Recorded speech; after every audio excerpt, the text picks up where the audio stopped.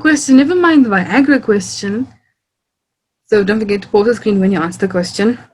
Have you ever watched television after, oh, not television, have you ever watched ETV after 12 p.m.? I think it's on a weekend, like back a long time ago, very long time ago. Pause your screen, and then tell me if you have.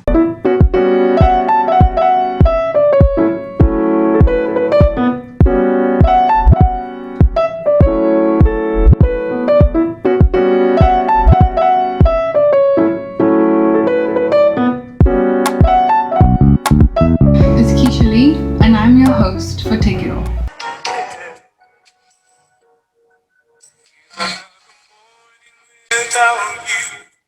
Here's another day we'll light through. Hello, good morning, good evening, good afternoon to wherever you may be watching this video from. Sunny Bonani Moweni. I hope you are doing absolutely great. It's going to be a bit different, just a little bit. I'm not in my usual spot. I'm in another office place. Today's video is going to be a bit different because it's going to be a prequel to Sex and Hair, but also we're going to have like a mini never have I ever / just questions. So whenever you hear the questions, I need you to pause the screen and then comment whatever it is, be it yes, no, whatever the question is. And just want to engage with you a bit more. So basically the prequel to Sex and Hair is, and I wanted to do it today because I'm not sure if you can see, but someone's got her hair did. And I wanted to speak about how this affects, well, me personally, and then hopefully the Sex and Hair episode will it will expand on what I'm talking about. And so basically, I have come to realize in the last few years, I guess, that whenever I feel crappy, I should just wash my hair. Well, not I should, but I wash my hair and I feel like a whole new person. I feel like all of those things never happened. Like it's a totally new feeling. I feel like a sexy beast. Like I can take on the world. I don't know if you feel that too, but so pause. Let me know if you feel like that when you wash your hair, cut your hair for men, whenever you get like a new haircut or whatever else, you've groomed maybe your beard. Do you feel like a sexy beast? Let me know.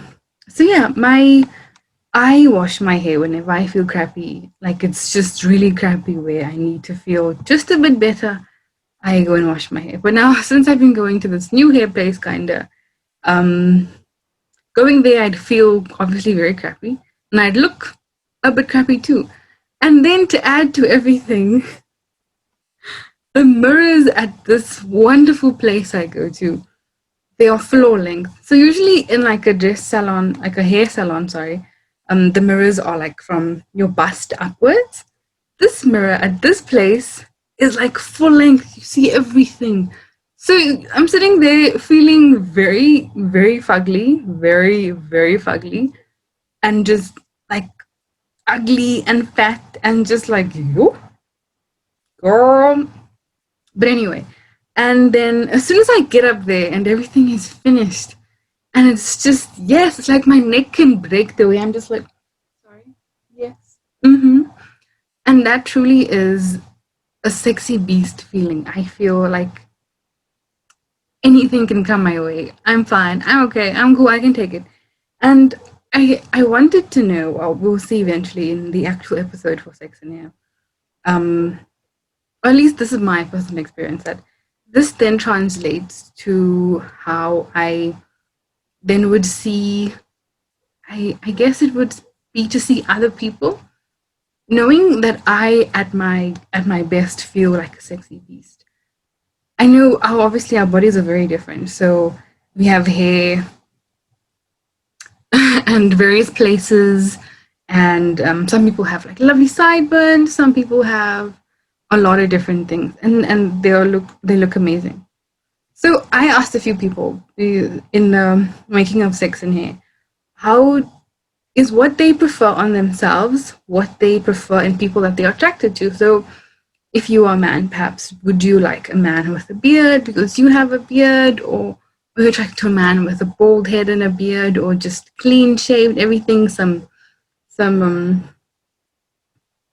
what do you call that? Antonio Banderas hair that's just slicked back like that, or all of those lovely things. And also, I also wanted to note that in like the research for Sex and Hair, there are so many more men's grooming places that are opening. I mean, obviously, you have the barber stuff, but it's become, I don't know what the term is, but it's become so, I want to say it's really cool because, yeah, sure, there's like the average barber that is, you go for I almost said wash and a blow. You go for your snip snip and your fade 1 and 2 and stuff. And some places also have like beard shaving things. And then other places literally have like shampoo and conditioner and stuff for the beards, and they wrap the towels and everything is just amazing. And I think that is so cool. And they're becoming more popular, which just goes to show that men now are looking after themselves more, like they're grooming their appearance. And obviously there are men who have been doing this for very long. And it's just the numbers have now just grown because these places are becoming more prominent. And I just think, I was thinking and doing the research that does this then affect sexuality, or not even sexuality, not attractiveness, but we'll get the term soon. My brain is just overloaded with things. Sorry. So yeah, it's just, or people going out there more and just, yes, we are sexy, come and get us. That kind of attitude, because we are now sexy beasts. Yes, auntie, come here. Like anyway. So that was what I was trying to say. And also, like how women, like how there's a joke that says, when you have like I don't know if it's a meme or a joke or something I read, where you are going on a date and you're like, yes, I'm gonna shave my legs, I'm gonna do all of these wonderful things, I'm gonna shave whatever and shape them brows and wax, because you never know what happens on the first date or not. Just want to look lacquered and feel nice about yourself. And obviously these things mostly of the time, most of the time is for yourself to feel absolutely great. And I know my one thing is that I, like, most of the time only shave for my Egyptian cotton bedding. Not a word of a lie. My friends know that I shave for my Egyptian cotton bedding and family. I have this relationship with my Egyptian cotton bedding. It is, pause the video. Have you ever experienced Egyptian cotton bedding on, or just not even Egyptian cotton, just like clean bedding and freshly shaven legs? Like, it's amazing, right? It is like, woo, it is great. So things like shaving your legs, because that is hair. And does that hair contribute or take away or add to the way you feel about yourself at that present moment?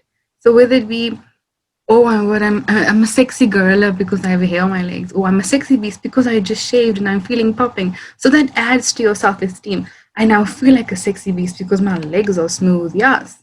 So the way that I guess it's the psychology kind of almost behind how we treat our hair, the hair on our bodies, to like how we feel about ourselves, and also the hair on other people's bodies that we then see and their appearance wise. And I'm gonna try and create a poll on Facebook the week Sex and Hair comes out, to see what people, I don't know, perceive or associate appearance in terms of like beard, no beard, shaven legs, not shaven legs, and things like that, just to see what's happening. And so another question I have for the Never Have I Ever kind of game show we have here today / engagement. Do you know how to use incognito mode in your browser? So pause and tell me in the comments if you're brave enough. Have you ever or do you know how to use incognito mode in a browser? So we will learn more about that later on. So yeah, I also like the fact that it's very interesting how like we see hair as something like I know for a fact that I think my hair means a lot to me. And sometimes we can be, I want to say, defined by my hair. I myself have experienced a lot of weird things with regard to my hair, and I have felt a lot of weird things towards my hair, which is really crazy. I mean, haven't you? Like there are days where I think, yo, I must brush my hair. It's like I don't want to come. And there are days where I want to cut it all off. And there are days where, like today, I'm just, yes, queen, anything come at me. And it's just like that fluctuation, our relationship with our hair, and how that indirectly or directly affects our sexuality or the way we perceive ourselves and our self esteem. And then obviously our self-esteem, our boost of confidence, our whatever it is, does affect how we make choices. Or maybe like this is, I don't think it's much of a long shot, but how you say you've had a really crappy day or a really crappy week, and your girlfriends, boyfriends, male friends, your friends call you and say, hey, we're going out to a bar tonight. Let's do this. Get sexy, glammed up, suit up, all those sexy things that you're going to feel amazing with, and you're there. And perhaps you think, you know what? Let me shave. Let me do all of these things for myself because I want to feel amazing. I want to feel great. And then I don't want to say on the prowl, but it literally just gives you that extra oomph in terms of like you can walk up to a guy at a bar and be like, hey, hi, baby. What you doing? Like, I swear it does that. It really does. Having clean shaven legs or a good hairdo or so maybe you did your eyebrows yesterday or today and they're just popping. So it just gives you that, yes. And obviously, people say then you, I think the term is exude sex appeal or just some sort of appeal. And that really does tie in together. But more, we will speak more of that, obviously, and how everything relates. And I can hopefully then put it nicely in a package. And also, the sex in an episode is going to be a bit different. And I'm looking forward to that. And it's going to be great. It's not going to be just my face here like we have the last 2 weeks. Also, I wanted alone time with you guys. It's been a while. I've had a lot of speakers on. I just thought, I'd give you some of me. I can't really wink. Sorry, guys. So, another question is, tell me the reasons why you've shaved your legs. Like, one of my reasons is, like, so I'm Seventh-day Adventist. I go to church on a Saturday, Sabbath, aka Sabbath. So I would either for my Egyptian cotton bedding I would shave, or like I used to shave for Sabbath. Like it used to be a thing when I was much younger.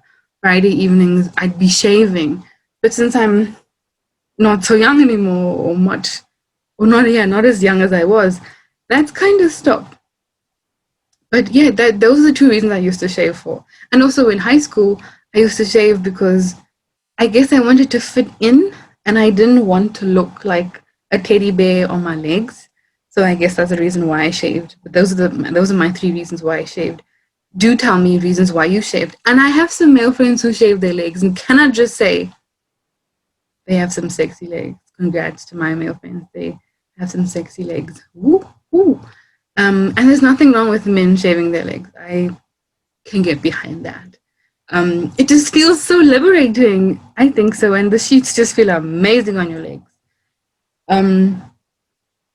So another really, really weird question in our never have I ever kind of game / engagement is, have you ever, so don't forget, after all these questions, pause the screen and then let me know your answers. Have you ever practiced kissing on your pillow or your hand? That is a deep question. Like, have you ever, like, in the history of however old you are, have you ever practiced kissing on your hand or on your pillow? So another really crazy question I wanted to ask was, this one is like, I'll explain, I guess. Were you one of the people in the allo class when we opened the textbook and we saw genitals? Were you one of the people who said, ooh? Were you one of the people who made that sound? If you were, or maybe, or okay, wait, no. For if you were one of those people who made that sound, I'd love to know if you remember what is it that prompted you to make that sound. I would just want to get to the bottom of why you perhaps would have made that sound. Like, what was it about seeing a vagina? I'm sorry, a vulva, a vulva, or and a penis that made you say ooh? And obviously, this is, I think, maybe if you can remember far back to grade 5, 6, 7, 8. I guess between those years is where we saw these things in LO, and people just like ooh. And if you one of the people who just kept quiet, like I think I did, um pretty sure I did, yeah, why did you keep quiet, and why did you make that ooh sound? Like, what was it in your brain that was like a vulva, a penis, or maybe like yeah, no, just yeah, why, what made you do that? I'd love to know. And the last question is like probably it's really funny to me at least. How old were you when you first heard of Viagra? Viagra. Yeah, I said it. Viagra. A blue tablet. Well, supposedly it's blue. Um, the really funny thing is my mom, Kati lady, but I love her. She calls the song You Raise Me Up. I think it's by Josh Groban. Beautiful guy, beautiful song. She calls that song the Viagra song. So it's ruined that song for me ever since. They played it at a graduation. And instead of me being happy and what is this, like, obviously I was celebratory, but I was laughing for other reasons because obviously my mom's like, that's the Viagra song. So whenever I hear it, it's just like, anyone. Anyway, so how old were you when you first heard of this word Viagra? Pew, pew, pew, pew. Viagra. So I guess I should tell you the little aim why I think, or why I asked these few questions. I would like, or would have hoped, like, that in asking these six questions that you would have thought, oh my word, I've done that before, or I remembered how old I was when I did that, or when this thing happened. Oh my word, I forgot the other question. Like the most question. Never mind the Viagra question. So don't forget to pause the screen when you answer the question. Have you ever watched television after, oh, not television, have you ever watched ETV after 12 p.m.? I think it's on a weekend, like back a long time ago, very long time ago. Pause your screen, and then tell me if you have. That should be, please, that should be a lit conversation on its own. So yeah, I was hoping that you would have said like, "Oh, I remember doing this," or "I remember how old I was when this happened," um, or "Yeah, I know about that," or "I was this old when I found out," or "I didn't know what that was," or "Yeah, I know how to do that." The reason I ask is because we indirectly and directly notice and learn and pick up things. We would have picked up, like, I can't think of an example that you think things you pick up, like you pick up phrases and sayings from things, be it indirectly or directly, whether it's something your mom says every day of the week, or whether it's something you heard in passing on television, maybe on Sivandalan, or you saw a textbook in Allo and you were like, like those are things we indirectly and directly pick up, learn from. Those things shape or they influence our whatever it is.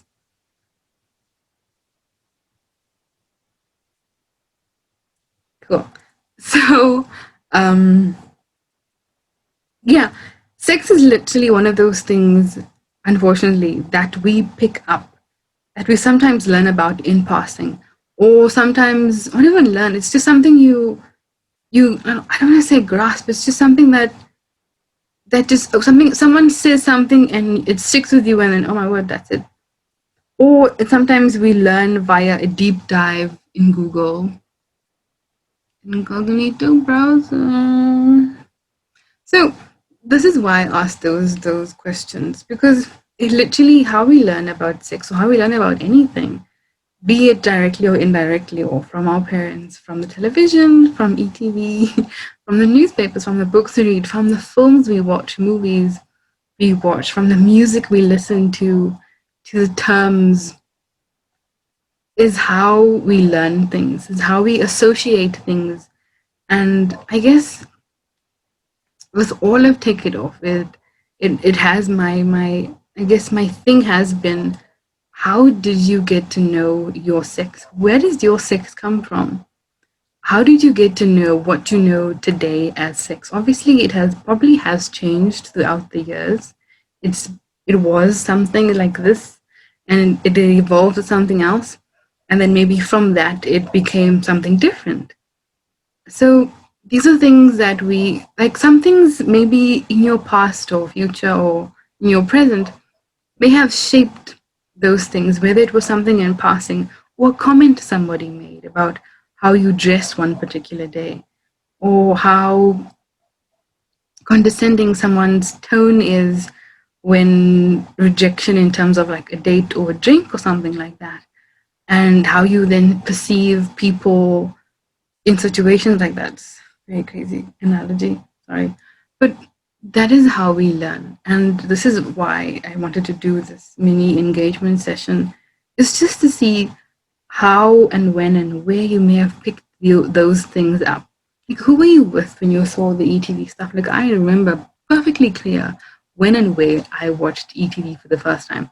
I had just come back from England and I was sleeping over at a friend's house, and I was amazed, to say the least.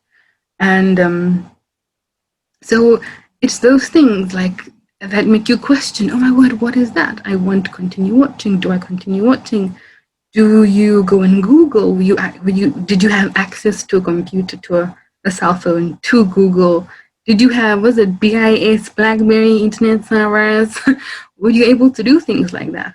How did that then shape how you see sex from then until now? That is the only reason why I asked those questions. And also for you to think about how you learned your sex and how you got to know your sex.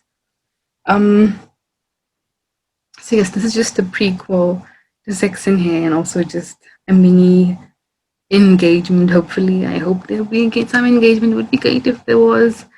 And I do want to give like a progress update. I said last week that I was in a bit of a decision-making weirdness of, do I stop season 1 now in October or November or whenever? So I decided that I will stop season 1, sorry, this, how many episodes this thing is, in December, the first or second week, and then we'll take a break. And then I keep saying we and us like it's not just me doing all of this, but there are people who kind of contribute in terms of like support. So thank you very much. Again, thank you very, very much. And also thank you for bearing with me, because it literally is just me, my one-man band, my one-man team. I do absolutely everything for the podcast and stuff. So thank you very much to people who have been so encouraging and so supportive. But yeah, so I will stop with videos in the first, second week of December. And I haven't decided on the January date just yet, but I'm hoping to have some really great things for next year. Some different things. Yeah, I'm hoping, obviously, inshallah, if the world is like nice and we all make it to 2021, because we don't know what the clock's going to be like when it hits 12. Yeah. So anyway, just thank you once again. And I will see you next Monday. Don't forget, informed, responsible, and aware. These are the things we need to be making decisions. These are the kinds of decisions we should be making regarding sex for ourselves. if not for ourselves, for our future partners or for our current partners. Thank you very much for watching.